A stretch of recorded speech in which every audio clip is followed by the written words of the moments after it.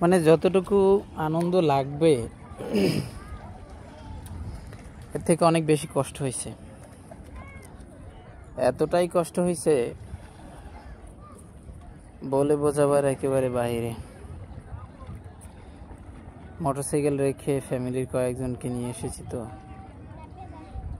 বাসে করে এসে, আলফায় এসে, অটোতে, তারপরে আবার প্রায় 1 কিলোমিটার হেঁটেও আসা লাগে। দেখে শরীরটা খুব ক্লান্ত। মানে আনন্দ করার থেকে শুধু আস্তে আস্তে হাঁটতেছি, কিচ্ছু ভালো লাগতেছে না। তবে বেশ কয়েকটি কাঁকড়া পাইলাম, আর একটি নদী সাগরে চিংড়ি মাছও পাইলাম। সামনে আমার একটি মাছ আছে, জানি না ধরতে পারবো কিনা, চেষ্টা করি আর কি। খুব চালাক আর কি, দুরন্ত চালাক।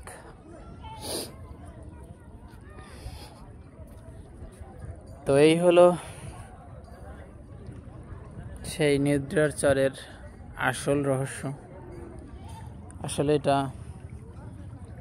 ডিএসএলআর ক্যামেরা বন্দি করে মানুষ পোস্ট করে, ভিডিও করে, ব্লগিং করে এবং সাথে সাথে এডিট করে। এই জন্য অনেকটাই সুন্দর লাগে। আমিও ভিডিও দেখেই আসলে এখানে আসছিলাম। তবে এসে খুশি হওয়ার চাইতে হতভম্ব হইলাম বেশি। মানে এরকম